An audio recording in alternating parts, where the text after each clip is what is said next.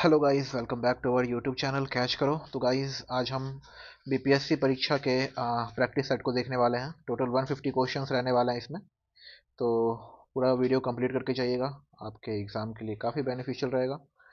तो स्टार्ट करते हैं हमारे पहले क्वेश्चन के साथ। पहला क्वेश्चन है, हम बहुत बड़ी भूल करेंगे यदि हम बिहार की जनता और उसके मंत्रिमंडल को लीग के नेताओं के हिंसक व असभ्य आक्रमणों के आगे असुरक्षित छोड़ दें। ये जो है किनका कहना था? ठीक है, वर्ष 1946 में यह बात किसने कही थी?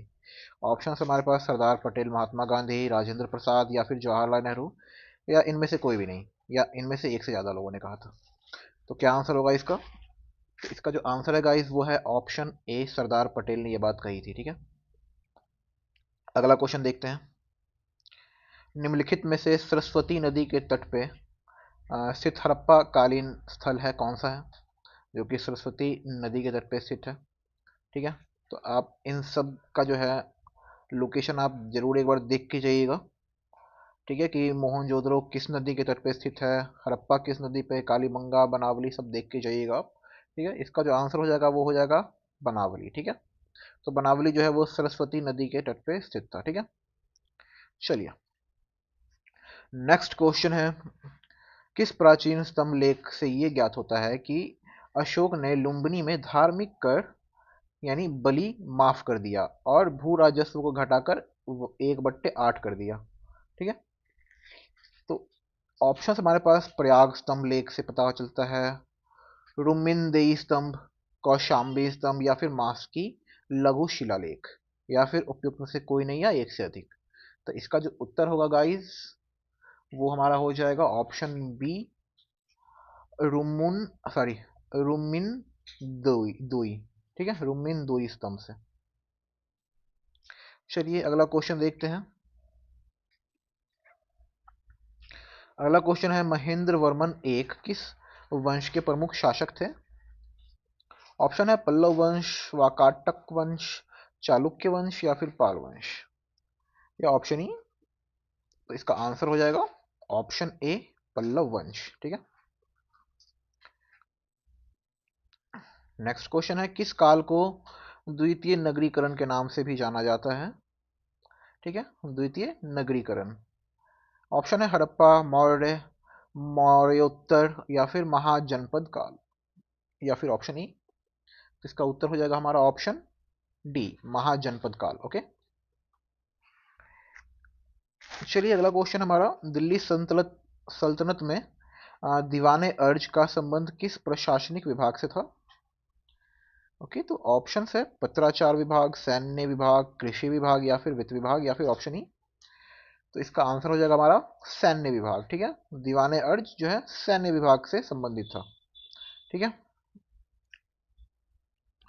अगला प्रश्न है, विजयनगर साम्राज्य के किस शासक के शासनकाल में डूमिंग पायस एवं बारबोसा नामक विदेशी यात्री आए थे? ठीक है, डूमिंग पायस और बारबोसा। तो ऑप्शन है देवराय प्रथम, कृष्ण देवराय, देवराय द्वितीय, अच्युत राय, या फिर ऑप्शन ई। तो इसका आंसर हो जाएगा हमारा ऑप्शन बी, कृष्ण देव राय। ओके, अगला प्रश्न है, मुगल शासक बाबर। ठीक है, मुगल शासक बाबर जो है 1526 से 30 तक इन्होंने जो है शासन किया था, को उसकी मृत्यु के बाद कहाँ दफनाया गया था? तो बाबर को कहाँ दफनाया गया था? ऑप्शन है काबुल, कश्मीर, लाहौर, दिल्ली, या ऑप्शन ई। तो बाबर को जो है काबुल में दफनाया गया था। ठीक है, चलिए अगला क्वेश्चन देखते हैं। पुर्तगालियों ने अपनी प्रथम व्यापारिक कोठी कहाँ स्थापित की? ऑप्शन है सूरत, मसूलीपट्टनम, कोचीन, अहमदाबाद, या ऑप्शन ई। ठीक है, तो इसका आंसर जो है हमारा वो हो जाएगा कोचीन। ठीक है, पुर्तगालियों ने अपनी प्रथम व्यापारिक कोठी कोचीन में स्थापित की थी। अगला क्वेश्चन देख लेते हैं।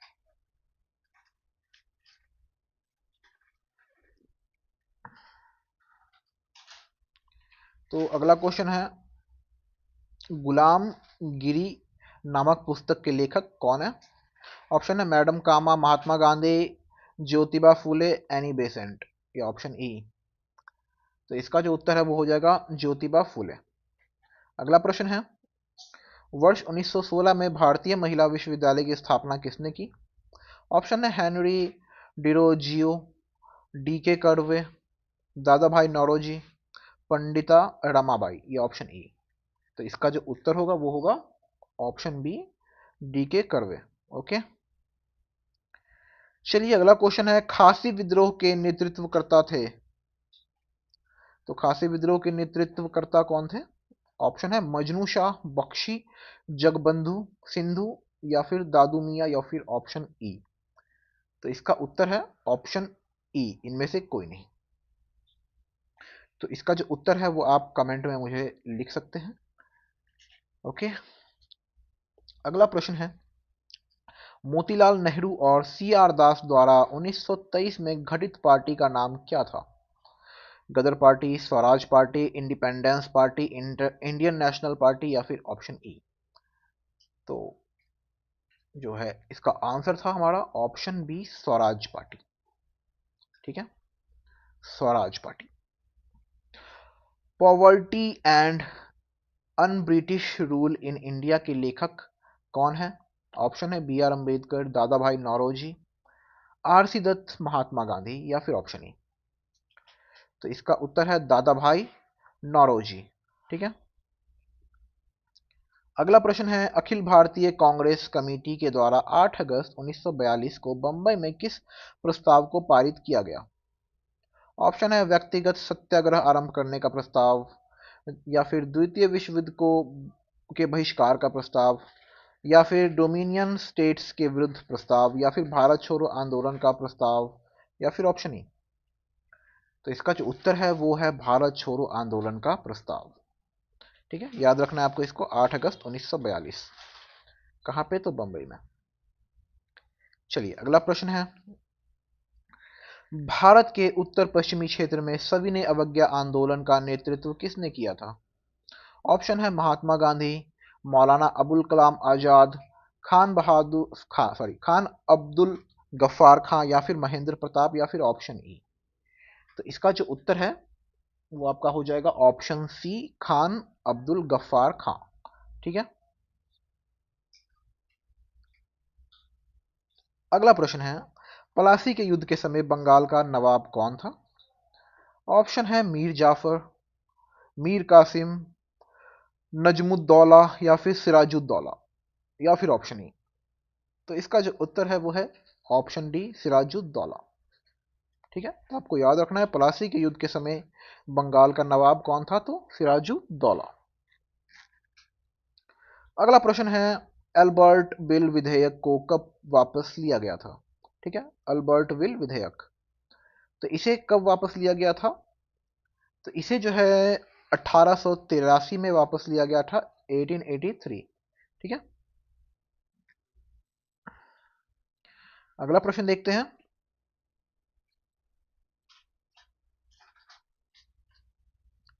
अगला प्रश्न है, ब्रिटिश साम्राज्य का इस्पाती चौखटा किसे कहा जाता है? ठीक है, तो ऑप्शन है सिविल सर्विस, भू राजस्व व्यवस्था, जमींदार, या फिर गवर्नर जनरल, या फिर ऑप्शन ई। तो इसका उत्तर है ऑप्शन ए, सिविल सर्विसेज को। तो इंपॉर्टेंट क्वेश्चन है ये, इस्पाती चौखोटा सिविल सर्विसेज को कहा जाता है। चलिए अगला क्वेश्चन देखते हैं, सहायक संधि को स्वीकार करने वाले प्रथम शासक थे। तो कौन थे जिन्होंने सहायक संधि को स्वीकार किया था? ऑप्शन हमारे पास रंजीत सिंह, दिलीप सिंह, हैदराबाद का निजाम, या फिर टीपू सुल्तान, या फिर ऑप्शन ई। तो इसका उत्तर है ऑप्शन सी, हैदराबाद का निजाम। ठीक है, अगला प्रश्न है, निम्नलिखित में से गदर पार्टी का नेता कौन था? ऑप्शन है भगत सिंह, लाला हरदयाल, वी डी सावरकर, बाल गंगाधर तिलक, या फिर ऑप्शन ई। तो इसका उत्तर है ऑप्शन बी, लाला हरदयाल। ठीक है, चलिए अगला क्वेश्चन देखते हैं, प्रश्न है, किस घटना के कारण गांधी जी ने असहयोग आंदोलन वापस लिया था? ऑप्शन है जलियांवाला बाग हत्याकांड, काकोरी कांड, चौरा चौरी कांड, या फिर मुजफ्फरपुर कांड, या फिर ऑप्शन ई। तो इसका उत्तर है ऑप्शन सी, चौरा चौरी कांड, जिसमें जो पुलिस चौकी जला दी गई थी। चलिए अगला क्वेश्चन देखते हैं, निम्नलिखित में से 1920 ईस्वी के नागपुर अधिवेशन में किस आंदोलन के प्रस्ताव को पास किया गया था? ऑप्शन है असहयोग आंदोलन, स्वदेशी आंदोलन, भारत छोड़ो आंदोलन, व्यक्तिगत सत्याग्रह या ऑप्शन ई। तो इसका उत्तर है ऑप्शन ए असहयोग आंदोलन। चलिए अगला क्वेश्चन देखते हैं। आजाद हिंद फौज के किन अफसरों पर लाल किला मुकदमा चलाया गया था?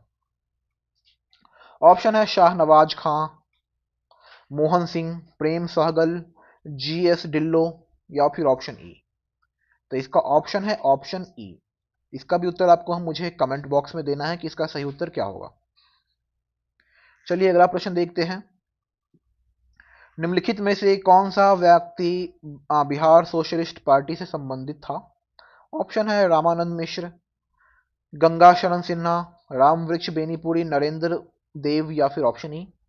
तो इसका उत्तर है ऑप्शन ई। ठीक है, इसका भी उत्तर आपको मुझे कमेंट में देना है। अगला प्रश्न है किसके नेतृत्व में दी मदरलैंड नामक अखबार का कार्य संपन्न किया गया? ऑप्शन है जवाहरलाल नेहरू, श्री कृष्ण सिन्हा, महमूद यूनुस, मजहरुल हक या फिर ऑप्शन ई। तो इसका उत्तर है ऑप्शन डी मजहरुल हक। अगला प्रश्न देखते हैं, क्वेश्चन नंबर 27।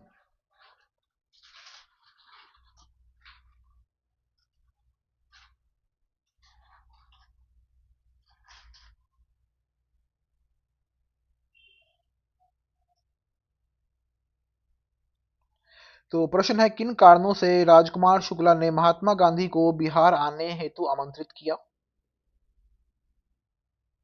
तो ऑप्शन है भू राजस्व नीति की जांच हेतु,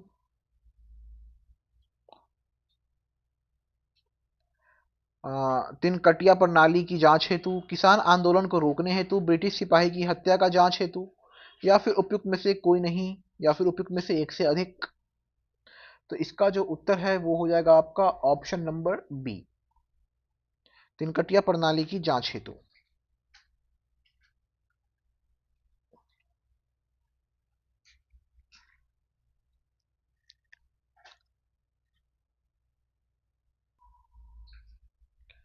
अगला प्रश्न है बिहार की मासिक पत्रिका युवक का आरंभ कहां से हुआ था?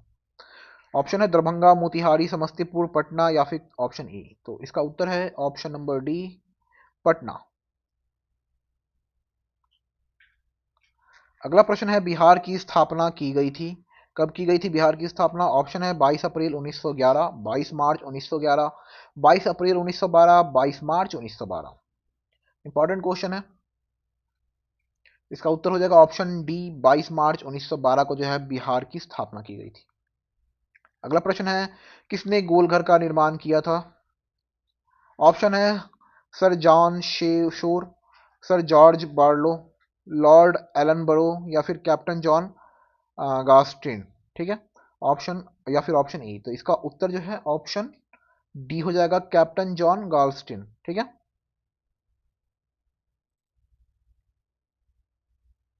अगला प्रश्न है पटना युवक संघ किस प्रकार की विचारधारा से प्रेरित था?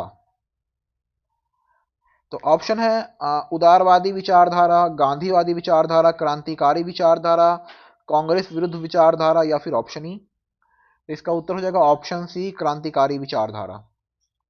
अगला प्रश्न है वर्ष 1935 में किसकी अध्यक्षता में बिहार में कांग्रेस की स्वर्ण जयंती मनाई गई? तो इसका उत्तर हो जाएगा ऑप्शन सी, श्री कृष्ण सिंह।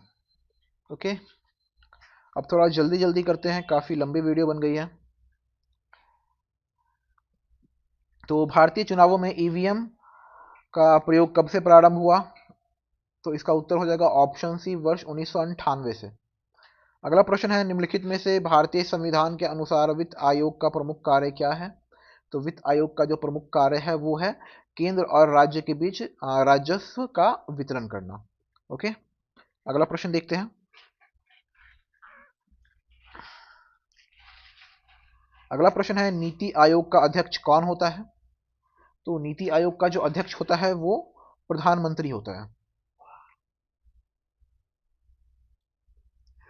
अगला प्रश्न है निम्नलिखित में से किस प्रदेश में विधान परिषद नहीं है?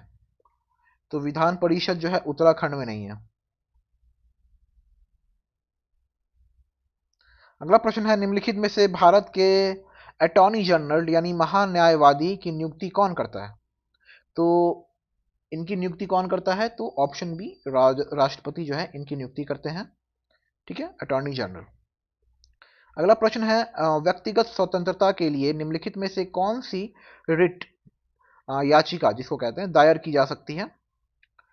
तो इसका आंसर हो जाएगा हमारा ऑप्शन नंबर सी, बंदी प्रत्यक्षीकरण। ओके, अगला प्रश्न देखते हैं।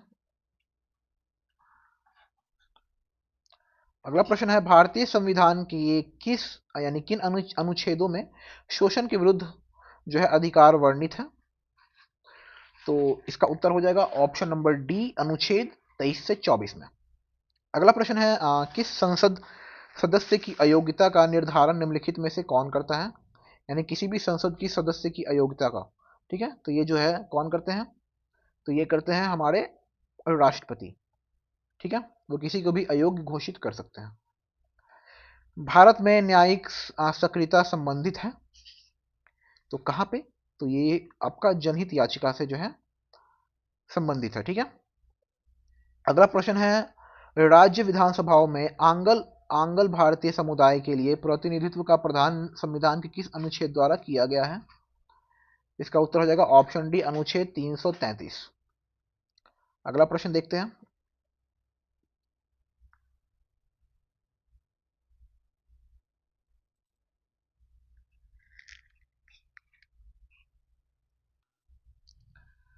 अगला प्रश्न है, निम्नलिखित में से भारतीय पक्षियों में से कौन सी अत्यधिक संकटपन्न किस्म है? मतलब किस पक्षी की किस्म पे जो है संकट सबसे ज्यादा है? तो Indian sunbird, great Indian bustard, बंदर, गोल्डन ओरियोल। ठीक है बंदर पता नहीं ऑप्शन में क्यों दिया है, क्योंकि बंदर तो कोई पक्षी है नहीं। खैर, इसका जो आंसर है 43 का, वो है option B, great Indian bustard. ठीक है, तो ऑप्शन बी इसका आंसर हो जाएगा। अगला प्रश्न है, सिगरेट के धुएं में प्रमुख प्रदूषक है? तो इसका उत्तर हो जाएगा आपका option number C, CO and C6H6। ठीक है, चलिए अगला प्रश्न है, यांग प्रत्यस्थ प्रत्यस्थता गुणांक का एसआई मात्रक क्या है? तो इसका उत्तर हो जाएगा ऑप्शन नंबर डी, न्यूटन पर मीटर स्क्वायर। ठीक है, अगला प्रश्न है, कैमरे में किस लेंस का प्रयोग किया जाता है? तो कैमरे में जो है वो उत्तल लेंस का प्रयोग किया जाता है। ठीक है, अगला प्रश्न है, प्रत्यावर्ती धारा यानी एसी को दिष्ट धारा यानी डीसी में परिवर्तित करने वाली युक्ति को क्या कहते हैं? क्या कहते हैं? तो इसका ऑप्शन हो जाएगा ऑप्शन ई। इसका उत्तर आप हमें कमेंट में बताइएगा। अगला प्रश्न है, निम्नलिखित में से परमाणु के नाभिक में होते हैं? तो परमाणु के नाभिक में क्या होते हैं? तो प्रोटॉन व न्यूट्रॉन होते हैं। अगला प्रश्न है, स्वतः चालित गाड़ियों में लगे हुए ब्रेक में किस प्रकार की व्यवस्था होती है? तो ऑप्शन ए इसका आंसर हो जाएगा हाइड्रोलिक। अगला प्रश्न है, नाभिकीय रिएक्टर में भारी जल D2O का प्रयोग किया जाता है। ठीक है, तो ये किसके रूप में काम करता है? तो ये काम करता है आमंदक के रूप में। चलिए अगला प्रश्न है हमारा, लेंस की क्षमता के मापन में उत्तल लेंस की क्षमता होती है। क्या होती है उत्तल लेंस की क्षमता? तो उत्तल लेंस की क्षमता जो होती है वो धनात्मक होती है, पॉजिटिव होती है। अगला प्रश्न है, प्रकाश के प्रवर्तन के नियम यानी लाइट ऑफ रिफ्लेक्शन के अनुसार जो है इसमें से कौन सा आंसर सही है? तो ऑप्शन ए, आपतन कोण परावर्तन कोण के बराबर होती है, यानी आने वाली किरण जो होती है वो जाने वाली किरण के ही बराबर होती है। ठीक है, जो कोण बनता है। ठीक है, तो ये कोण और ये कोण सेम होती है। ठीक है, अगला प्रश्न है, किस मौलिक कण यानी फंडामेंटल पार्टिकल को गॉड गॉड पार्टिकल की संज्ञा दी गई है? तो इसका आंसर हो जाएगा ऑप्शन बी, हिग्स बोसॉन। ठीक है, हिग्स बोसॉन। अगला प्रश्न है, निम्नलिखित में से NaCl में कौन सा रासायनिक बंधन है? तो NaCl में जो है वो आयनिक रासायनिक बंधन है। ठीक है, अगला है, किस तत्व का परमाणु क्रमांक 3 है? तो इसमें से किसका परमाणु क्रमांक 3 है तो लिथियम का। अगला प्रश्न है, निम्नलिखित में से किसे भविष्य का ईंधन माना जाता है? तो भविष्य का ईंधन किसे माना जाता है? तो ऑप्शन बी हाइड्रोजन को। अगला प्रश्न है, निम्नलिखित में से कौन सी धातु स्वतंत्र अवस्था में पाई जाती है? तो जो स्वतंत्र अवस्था में पाई जाती है वो धातु है सोना। अगला है, निम्नलिखित में से लोहे की जंग होती है? तो लोहे की जो जंग होती है वो रासायनिक प्रक्रिया है एक तरह की, ठीक है।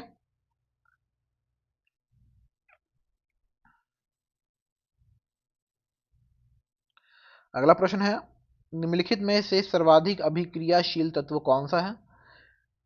तो इसका आंसर हो जाएगा option number D, sodium. Sodium बहुत जल्दी रिएक्शन करता है। अगला है, शुद्ध सोना प्योर गोल्ड का मानक कितना होता है? तो शुद्ध सोना का जो मानक होता है वो क्या हो जाता है? वो होता है 24 कैरेट, ठीक है, 24 कैरेट। अगला है, निम्नलिखित में से कौन सा एल्यूमिनियम यानी एल का प्रमुख अयस्क है? तो एल्यूमिनियम का प्रमुख अयस्क क्या है? बॉक्साइट। चलिए अगला प्रश्न देखते हैं, आधुनिक आवर्त सारणी को कुल कितने वर्गों में विभाजित किया गया है? तो जो आधुनिक यानी मॉडर्न आवर्त सारणी है यानी पीरियोडिक टेबल जो है उसे कितने भागों में विभाजित किया गया है? तो इसका आंसर हो जाएगा ऑप्शन नंबर 18 यानी ऑप्शन नंबर बी, 18 भागों में जो है विभाजित किया गया है। अगला प्रश्न है, निम्नलिखित में से कौन सी गैस ओजोन क्षरण के प्रति जिम्मेवार है? तो कौन सी गैस है वो? ऑप्शन नंबर ई, इनमें से कोई नहीं, ठीक है। इसका आंसर आपको कमेंट में लिखना है, ठीक है, कमेंट में आप आंसर दीजिएगा इसका। अगला प्रश्न है,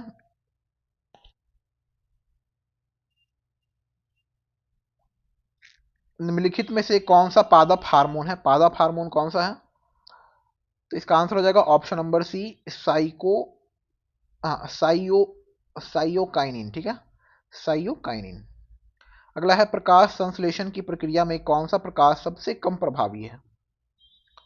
तो इसका उत्तर हो जाएगा ऑप्शन ए, हरा प्रकाश। अगला प्रश्न है, निम्नलिखित में से किस कोशिका यानी सेल को पावर प्लांट भी कहा जाता है? तो इसका उत्तर हो जाएगा ऑप्शन नंबर डी, माइटोकॉन्ड्रिया। चलिए अगला प्रश्न है, निम्नलिखित में से कोशिका का नियंत्रण केंद्र होता है, क्या होता है? तो ऑप्शन डी, केंद्रक होता है। अगला प्रश्न देखते हैं। अगला प्रश्न है, मानव शरीर की सबसे बड़ी बड़ी ग्रंथि कौन सी है? तो सबसे बड़ी ग्रंथि जो है मानव शरीर की वो क्या है? लीवर है। अगला है, किस जीव विज्ञान किसे यानी किसे जीव विज्ञान का जनक कहा जाता है? तो जीव विज्ञान का जनक जो है हम अरस्तु को बोलते हैं। अगला प्रश्न है, निम्नलिखित में से लाइकेन किससे संकेतक होते हैं यानी किसके संकेतक होते हैं? तो लाइकेन जो है किसके संकेतक होते हैं? तो वायु प्रदूषक के। अगला प्रश्न है, आनुवांशिकता एवं विभिन्नताओं के अध्ययन को कहा जाता है, क्या कहा जाता है? तो इसे कहते हैं हम जेनेटिक्स। अगला है, मानव शरीर में यूरिया का निर्माण कहाँ पे होता है? तो यूरिया का निर्माण जो है वो यकृत में होता है। अगला है, शरीर का तापमान नियंत्रित करता है, शरीर का तापमान नियंत्रित कौन करता है? तो वो हाइपोथैलेमस करता है। अगला प्रश्न है, 2011 की जनगणना के अनुसार बिहार के किस जिले का जनसंख्या घनत्व सर्वाधिक था, सबसे अधिक था? तो वो हो जाएगा शिवहर, ठीक है। अगला प्रश्न है, वर्ष 2019 में बुकर प्राइज प्राप्त द टेस्टामेंट के लेखक हैं, कौन है? तो ये हो जाएगा मार्गरेट एटवुड एटवुड। अगला है, बुल एंड बियर शताब्दी शब्दावली का संबंध किससे है? तो बुल एंड बियर शब्दावली का संबंध किससे है? तो option number C, stock market से, ठीक है, स्टॉक मार्केट में ही बुल एंड बियर होते हैं, ठीक है। अगला प्रश्न, भारतीय बैंकों की अधिकतम शाखाएं किस देश में स्थित है? तो ये ब्रिटेन हो जाएगा इसका आंसर।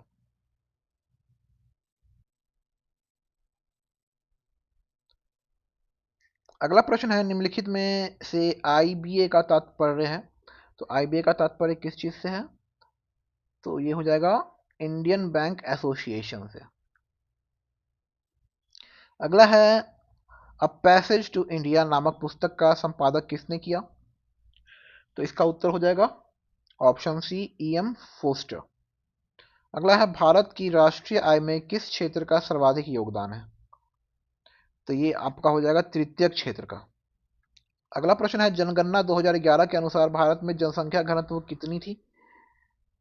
तो इसका उत्तर होगा 382 प्रति किलोमीटर। ठीक है, 382 व्यक्ति प्रति किलोमीटर। अगला है वर्ष 2011 की जनगणना के अनुसार बिहार में प्रति हजार जन्म दर कितना है? तो ऑप्शन ए 27.7। अगला है प्रथम पंचवर्षीय योजना किस मॉडल पर आधारित था? तो ये बहुत ही इंपॉर्टेंट क्वेश्चन है, बहुत बार एग्जाम में पूछा भी गया है। तो ये हो जाएगा हेराल्ड डोमर मॉडल। ठीक है, तो आप पंचवर्षीय योजना भी जरूर पढ़ के जाइएगा। अगला प्रश्न है संघ सरकार के कर राजस्व में सबसे महत्वपूर्ण स्रोत क्या है? तो ऑप्शन सी निगम कर। अगला प्रश्न है प्रथम क्षेत्रीय ग्रामीण बैंक की स्थापना किस वर्ष की गई? तो इसका उत्तर हो जाएगा 1975 में। अगला प्रश्न है जनगणना 2011 के अनुसार बिहार का सर्वाधिक साक्षर जिला कौन सा था? तो इसका उत्तर हो जाएगा ऑप्शन डी, रोहतास। अगला प्रश्न है निम्नलिखित में से कौन सा सही नहीं है? ठीक है, तो सही कौन सा नहीं है? भारत की जनसंख्या घनत्व इतना है, केरल की जनसंख्या घनत्व इतना है, पश्चिम बंगाल का इतना इतना। ठीक है, तो इसका जो इसमें हमें पूछा गया है कि सही नहीं है, मतलब कौन सा इसमें गलत है ये बताना है हमें। ठीक है, तो इसका उत्तर हो जाएगा ऑप्शन ई, मतलब बाकी सारे जो डेटा है वो सही है। ठीक है,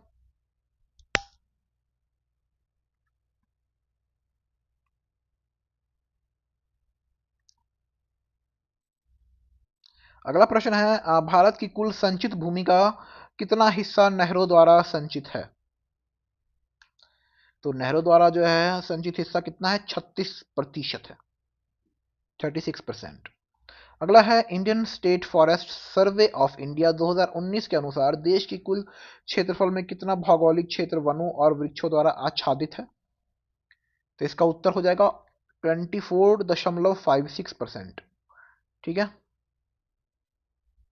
अगला प्रश्न है बिहार बजट 2020 से 21 के अनुसार जीएसडीपी के संदर्भ में कितना प्रतिशत भाग राजस्व घाटा के लक्ष्य हेतु निर्धारित किया गया है?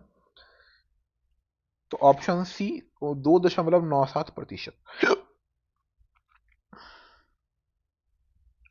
अगला प्रश्न है संघीय बजट 2020 से 21 में किन आयकर स्लैबों को कर दायरों से बाहर रखा गया है?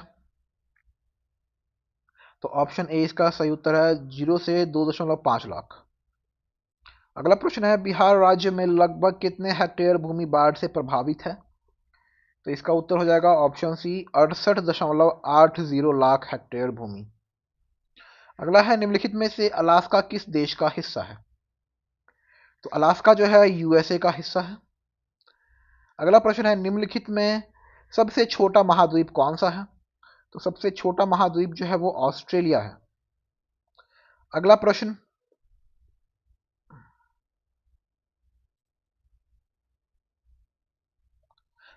है निम्न देशों में से किस एक की सीमा कैप्सियन सागर से नहीं लगती है? तो ऑप्शन सॉरी इसका उत्तर हो जाएगा आपका अर्मेनिया का। ठीक है, अगला प्रश्न है दक्षिण कोरिया की राजधानी कहाँ है? तो दक्षिण कोरिया की जो राजधानी है वो आपका कहाँ है? तो वो होगा सियोल। अगला है अफ्रीका महाद्वीप के किस क्षेत्र से विषुवत रेखा नहीं गुजरती है? तो ऑप्शन ए मिस्र इसका आंसर हो जाएगा। अगला प्रश्न है भारत का सबसे लंबा यानी सबसे लंबी तट रेखा वाला राज्य कौन सा है? तो इसका उत्तर क्या हो जाएगा? इसका उत्तर हो जाएगा गुजरात। अगला है किस तिथि को ओजोन दिवस मनाया जाता है? तो ओजोन दिवस जो है वो 16 सितंबर को मनाया जाता है। अगला प्रश्न है भारत से निम्नलिखित में से कौन सा एक उत्पाद सामान्यतः निर्यात नहीं किया जाता है? तो दाल जो है हम सामान्यतः निर्यात नहीं करते। ठीक है, तो यहाँ 100 क्वेश्चन हमने कंप्लीट कर लिया। आगे बढ़ते हैं, 50 क्वेश्चन और है। अगला प्रश्न है, विश्व में हरित क्रांति का जनक माना जाता है, किसे माना जाता है? तो नॉर्मन ई बोरलॉग को माना जाता है। अगला प्रश्न है, खाद्य एवं कृषि संगठन FAO का मुख्यालय कहाँ स्थित है? तो इसका उत्तर हो जाएगा ऑप्शन, ओके ओके, 102 नंबर का ऑप्शन हो जाएगा सी, रोम में।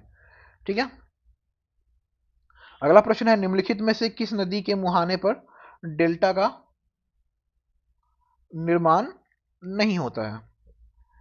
तो इसका उत्तर ऑप्शन ई हो जाएगा। इसका उत्तर आपको कमेंट में बताना है, ठीक है। चलिए आगे है, नामदफा वन्य जीव अभयारण्य किस राज्य में स्थित है? तो इसका उत्तर है अरुणाचल प्रदेश। अगला प्रश्न है, कोलार स्वर्ण खादान निम्न में से किस राज्य में स्थित है?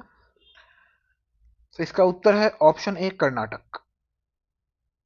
अगला प्रश्न है, चोंचू जनजाति मुख्य रूप से कहां पाई जाती है? तो चोंचू जनजाति जो है वो आंध्र प्रदेश में पाई जाती है। अगला प्रश्न है, निम्नलिखित में से किस राज्य को one nation one ration card के अंतर्गत शामिल किया गया? तो इसका उत्तर हो जाएगा ऑप्शन ई, उपयुक्त में से कोई नहीं। इसका उत्तर आपको कमेंट में बताना है, ठीक है। अगला प्रश्न है, उपभोक्ता संरक्षण अधिनियम 2019 को किस तिथि से लागू किया गया? तो इसका उत्तर क्या हो जाएगा? इसका उत्तर हो जाएगा ऑप्शन बी, 20 जुलाई 2020। अगला प्रश्न है, किस राज्य में भारत की पहली राज्य स्तरीय ई लोक अदालत की शुरुआत की गई? तो ऑप्शन डी इसका उत्तर हो जाएगा छत्तीसगढ़। अगला प्रश्न है, हाल ही में किस वरिष्ठ अधिवक्ता को एक बार पुनः भारत का अटॉर्नी जनरल के पद पर नियुक्त किया गया था? तो इसका उत्तर हो जाएगा ऑप्शन बी, के वेणुगोपाल। अगला है, चंद्रयान 2 का प्रक्षेपण किस प्रक्षेपण यान से किया गया था? तो इसका उत्तर हो जाएगा ऑप्शन बी, GSLV, ठीक है। अगला प्रश्न है, बिहार के किस जिले में सर्वाधिक अभ्रक पाया जाता है? तो इसका उत्तर हो जाएगा गया, ठीक है। अगला प्रश्न है, बिहार की राजधानी पटना कितने जिलों से सीमाबद्ध थी? तो इसका उत्तर हो जाएगा ऑप्शन बी, 9। अगला प्रश्न देखते हैं। अगला प्रश्न हमारा, बिहार की मुख्य खाद्यान्न फसलें हैं। तो बिहार की जो मुख्य खाद्यान्न फसलें हैं वो है चावल, गेहूं एवं मक्का। ऑप्शन ए इसका आंसर हो जाएगा। अगला प्रश्न है, बिहार में निम्नलिखित में से कौन रेशम वस्त्र उत्पादक केंद्र है? तो रेशम वस्त्र उत्पादक केंद्र कौन है इसमें इनमें से? तो इसका जो उत्तर हो जाएगा वो हो जाएगा भागलपुर। अगला क्वेश्चन है, बिहार में स्थित कैमूर पठार किसके लिए प्रसिद्ध है? तो कैमूर किसके लिए प्रसिद्ध है? तो वो है आपका चूना पत्थर के लिए। अगला प्रश्न है, बिहार के पटना में स्थित पहला रेडियो स्टेशन का उद्घाटन किसने किया था? तो वो किया था सरदार वल्लभ भाई पटेल ने। अगला क्वेश्चन है, निम्नलिखित में से लीलावती अवार्ड 2020 का मुख्य थीम या उद्देश्य है? तो क्या उद्देश्य है? तो वो उद्देश्य है महिला सशक्तिकरण। अगला प्रश्न है, प्रधानमंत्री गरीब कल्याण योजना के अंतर्गत नवंबर 2020 तक प्रत्येक परिवार को कितना निःशुल्क खाद्य सामग्री उपलब्ध कराई जाएगी? तो इसका उत्तर हो जाएगा ऑप्शन बी, 5 किलो गेहूं या चावल और 1 किलो दाल। अगला प्रश्न है, भारत के प्रथम मल्टी मॉडल लॉजिस्टिक पार्क का विकास निम्नलिखित में से किस राज्य में किया जा रहा था, यानी किया जा रहा है? तो इसका उत्तर हो जाएगा ऑप्शन डी, असम। अगला प्रश्न है, वैश्विक भुखमरी सूचकांक 2020 में भारत की रैंकिंग कितनी रही है? तो उत्तर हो जाएगा डी, 94, 94वां, ठीक है। तो 94वां इसका जो है आंसर हो जाएगा। अगला प्रश्न है, हाल ही में टाइम मैगजीन ने वर्ष 2020 के लिए भारत के किस अभिनेता को विश्व के प्रभावशाली 100 लोगों में शामिल किया है? तो वो कौन से अभिनेता है? तो वो हो जाएगा आयुष्मान खुराना। अगला प्रश्न है, हाल ही में इजराइल ने किस देश के साथ औपचारिक रूप से रासायनिक संबंध स्थापित कर लिए हैं? तो इसका उत्तर हो जाएगा ऑप्शन ई। इसका उत्तर आपको कमेंट में देना है, ठीक है। अगला प्रश्न है, चीन ने भूटान के किस वन्यजीव अभयारण्य को चीन और भूटान के बीच एक विवादित क्षेत्र कहा है? तो इसका उत्तर क्या हो जाएगा? इसका उत्तर हो जाएगा सक्तेंग वन्यजीव अभयारण्य। अगला प्रश्न है पॉइंट डीएनसी निम्नलिखित में से किस देश का पारिस्थितिकीय रूप से संवेदनशील क्षेत्र है? तो इसका उत्तर हो जाएगा ऑप्शन डी मॉरिशस।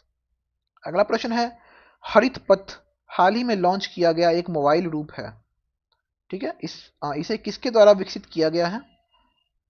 तो इसे जो है भारतीय राष्ट्रीय राजमार्ग प्राधिकरण द्वारा जो है विकसित किया गया है। अगला प्रश्न है वर्ष 2021 में आईसीसी टी20 वर्ल्ड कप की मेजबानी कौन सा देश करेगा? तो उत्तर हो जाएगा इसका इंडिया। अगला प्रश्न है 12 जुलाई 2020 को संपन्न formula 1 car race Styrian Grand Prix 2020 का खिताब किसने जीता था? तो ये जो है किसने जीता था? तो ऑप्शन बी लुइस हैमिल्टन। अगला है संयुक्त राष्ट्र विकास कार्यक्रम के द्वारा किसे गुडविल एम्बेसडर बनाया गया है? तो वो किसे बनाया गया था? तो इसमें से आंसर नहीं है, इसका आंसर आपको कमेंट में देना है, ठीक है। चलिए अगला प्रश्न देखते हैं।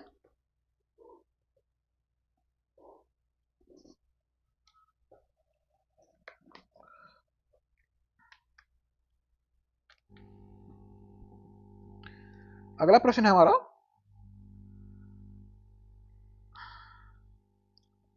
वर्ष 2020 में अंडर 19 क्रिकेट विश्व कप का खिताब किसने जीता है? तो इसका उत्तर हो जाएगा ऑप्शन सी बांग्लादेश ने। अगला प्रश्न है हाल ही में बिहार में मवेशियों को एक नए प्रकार की कौन सी संक्रामक बीमारी पाई गई है? तो इसका उत्तर हो जाएगा हमारा ऑप्शन ए लंपी। अगला प्रश्न है बिहार के किस जिले में रैपिड एक्शन फोर्स का मुख्यालय स्थापित किया जाएगा? तो इसका उत्तर हो जाएगा हमारा ऑप्शन ई। इसका उत्तर आपको कमेंट में देना है, ठीक है। अगला प्रश्न है इसरो के सहयोग से हेल्थ इमरजेंसी ऑपरेटिंग सिस्टम एचईओसी की शुरुआत करने वाला प्रथम राज्य कौन बन गया है? तो इसका उत्तर हो जाएगा ऑप्शन बी बिहार। अगला प्रश्न है हजरत मोहम्मद साहब के जन्म दिवस पर बिहार में किस दिन को सरकारी छुट्टी के रूप में घोषित किया गया है? तो इसका उत्तर हो जाएगा 30 अक्टूबर। अगला प्रश्न है बिहार सरकार ने खादी वस्त्र को प्रमोट करने के लिए किस अभिनेता को ब्रांड एम्बेसडर बनाया है? तो इसका आंसर हो जाएगा पंकज त्रिपाठी। अगला प्रश्न है निम्नलिखित में से किसे ग्लोबल बिहार एक्सीलेंट अवार्ड 2019 से सम्मानित किया गया था? तो इसका उत्तर है पीयूष जायसवाल। अगला प्रश्न है कोरोना वायरस का आरंभ चीन के किस प्रांत में हुआ था? तो ये आंसर हो जाएगा वुहान में।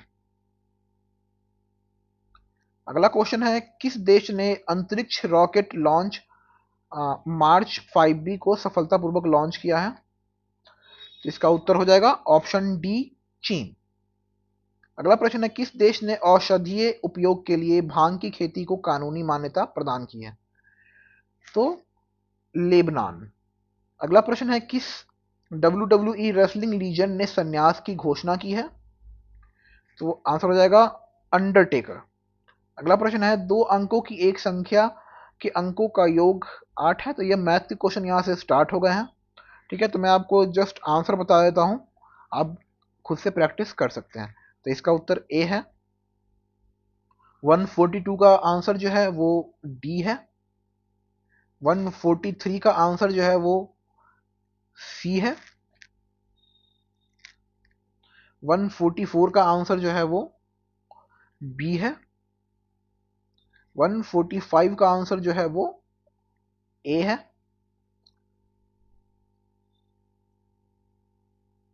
146 का आंसर जो है वो आपका ए है। 147 का आंसर जो है वो आपका ए है। 148 का आंसर भी आपका जो है वो डी है। और 149 का आंसर भी आपका डी है।